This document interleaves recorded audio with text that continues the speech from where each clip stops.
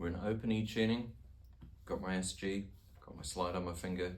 We're going to look at three concepts for soloing over a blues. We're going to look at major and minor pentatonics, we're going to look at chord tones, and we're going to look at call and response.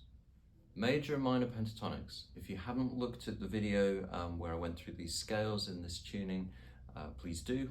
I'll assume that you've done that. So we're going to just look at how we can use these over a blues. And basically the concept is this. Over the 1 chord, we're going to play major pentatonic. Over the 4 chord, we're going to play the minor pentatonic, but off the 1 chord. So let me explain that in terms of actual chord names. So over, say we're doing a blues in the key of E, over E7, we're going to play E major pentatonic, and we're going to play E minor pentatonic over the 4 chord, which is A7th in this case. And then the 5 chord, we're going to play the minor pentatonic off the 5th. So over the B7th, we're going to play B minor pentatonic. So let's look at this. So we're playing over E7. We're going to play E major pentatonic.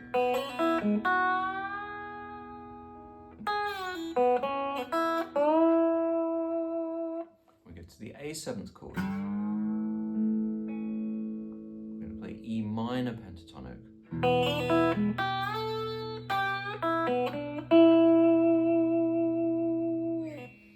And then when we get to the B7th chord, we're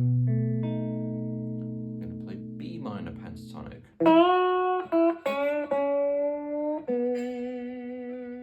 We go back to A, we're going to be playing E minor. And then over the E, we're going to be playing E major pentatonic.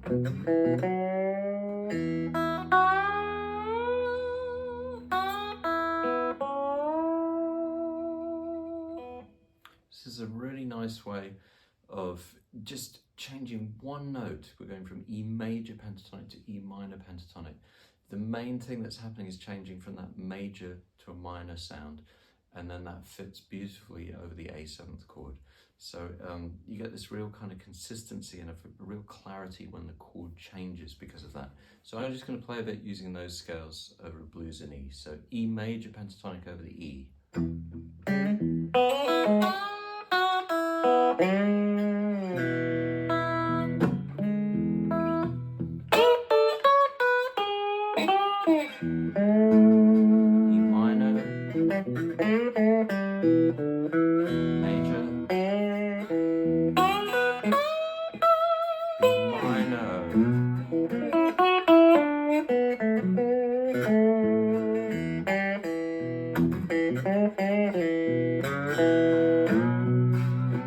Concept number 2 is chord tones. The chord tones of a dominant 7th chord are literally the notes that make up the chord, the arpeggio. So root, 3rd, 5th, minor 7th.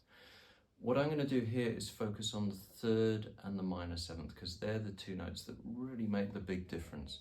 So over the E7th chord, I'm going to aim for the 3rd. Or here. Or here. Or here. All of these notes and fretboard diagrams with all this stuff on are in the free resources section on the One Finger Guitarist website. So if you go to onefingerguitarist.com, top menu, free resources, and you can download all the materials that relate to what we're talking about here. So the 3rd on the E7th, when you go to the A7th chord, the 3rd is now here on the 5th fret, 3rd string, or there, or here.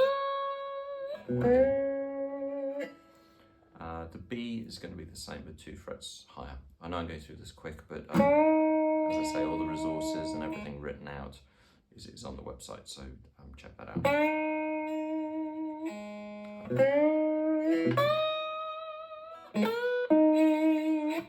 So what I'm going to do is target the 3rd of the chord. I'm going to play other stuff, but that's going to be the main note that I'm going to aim for when the chord changes. So.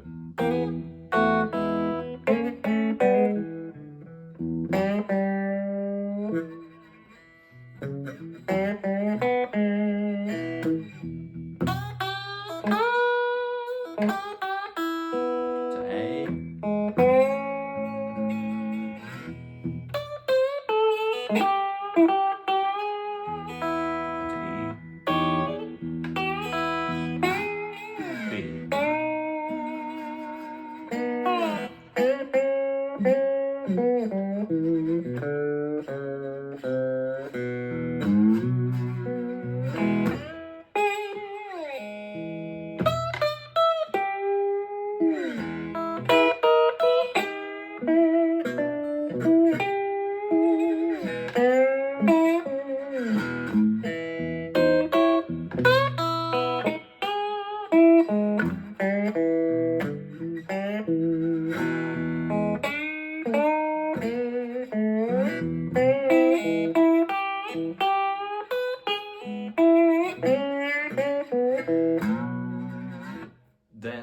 do the same with the seventh. So the seventh, in this case, is the minor seventh. It's a tone below the root. So here's the root on the E.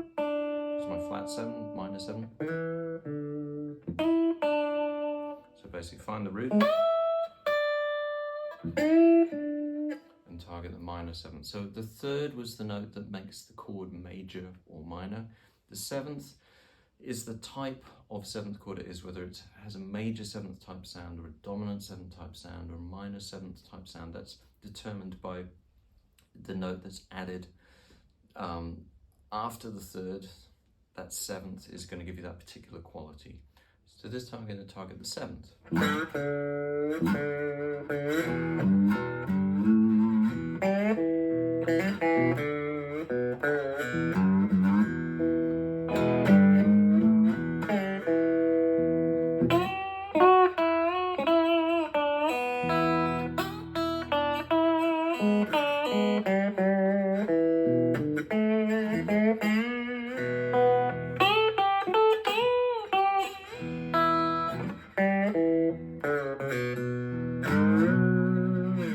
And then I'm going to combine the thirds and the sevenths. So what I'm thinking of is I just have this little map in my mind of where these notes are.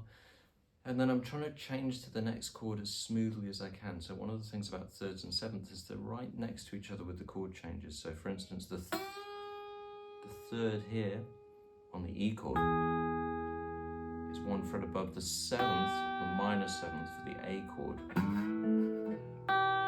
So you can make these very small movements and change into the next chord, and it's very strong when you do that. So I'll mix the thirds and the sevenths up here.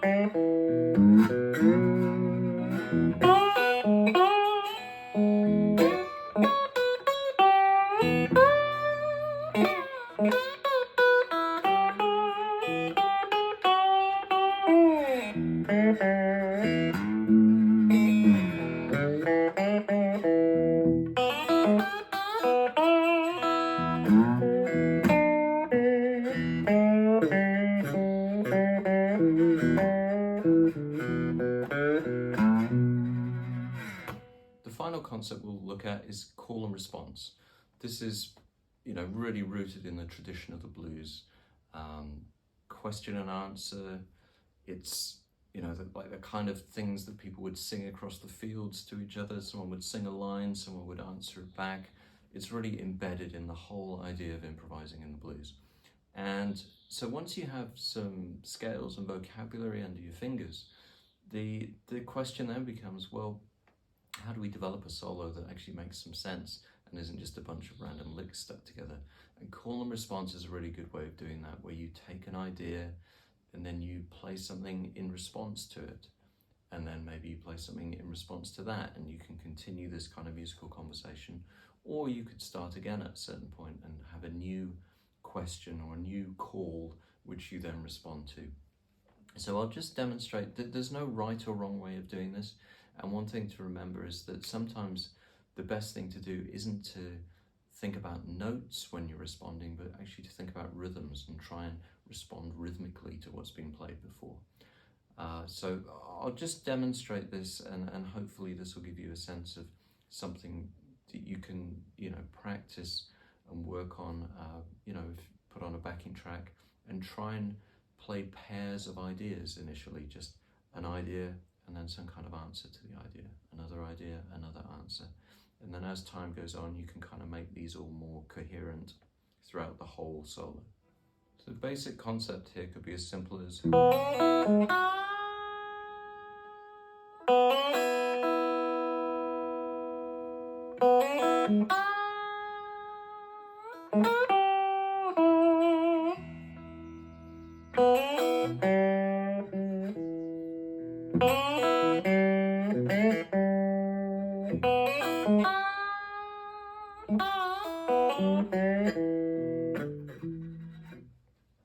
So in this case, I extended it even further by thinking of an idea, answering it, and then going back to the original idea, and then answering it again. So this is a little structure that you can call ABAC. So you have idea A, you answer it with idea B, go back to idea A, answer it with idea C.